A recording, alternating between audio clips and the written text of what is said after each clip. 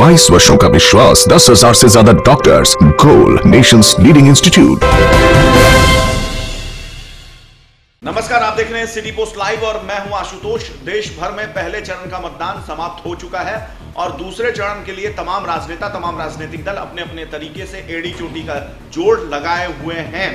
दोनों ही पक्ष की तरफ से, चाहे विपक्ष हो या सत्ता पक्ष हो, दोनों ही पक्ष की तरफ से अपने विरोधियों पर आरोप और प्रत्यारोप का एक नया दौर चल पड़ा है। तमाम राजनीतिक दल अपने अपने तरीके से अपने विरोधियों को निशाने पर ले रहे हैं और जनता को यह समझाने में लगे हुए हैं कि वही जनता के असली हितैषी हैं, उनको ही जनता के असली दुख, असली मर्ज का पता है।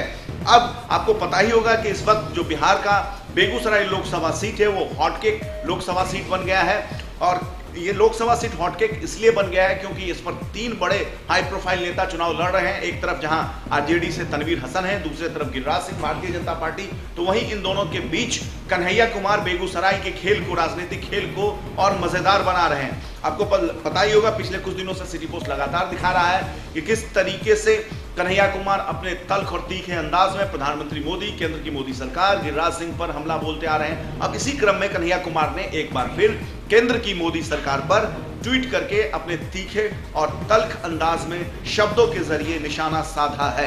उन्होंने अपने ट्विटर हैंडल से लिखा है, अपने ट्विटर हैंडल पे, कि ये लड़ाई पढ़ाई और कढ़ाई के बीच में है।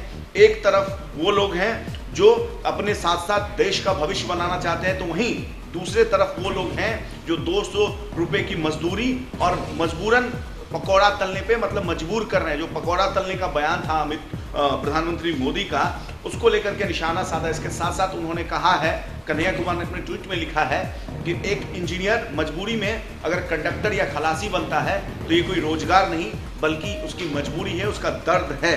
तो एक बार फिर कन्हैया कुमार ने अपने वही चिर परिचित अंदाज में जिस तरीके से भारतीय जनता पार्टी के खिलाफ हमला बोलते रहे, उस तरीके से एक बार फिर उन्होंने हमला बोला है और बहुत ही तल्ख और तीखे अंदाज में केंद्र की मोदी सरकार, प्रधानमंत्री मोदी के उस पकौड़े तलने वाले बयान को लेकर के हमला बोला है। वहीं दूसरी तरफ गिरिराज सिंह भी कुछ कम नहीं है। गिरिराज सिंह भी प्रत्यक्ष रूप से तो कभी कभी अप्रत्यक्ष रूप से कन्हैया कुमार पर, आरजेडी पर हमला बोलते आ रहे हैं। तो बेगूसराय लोकसभा सीट का जो चुनावी लड़ाई है वो निश्चित तौर पे राजनीति के 2 ध्रुवों के बीच की लड़ाई है।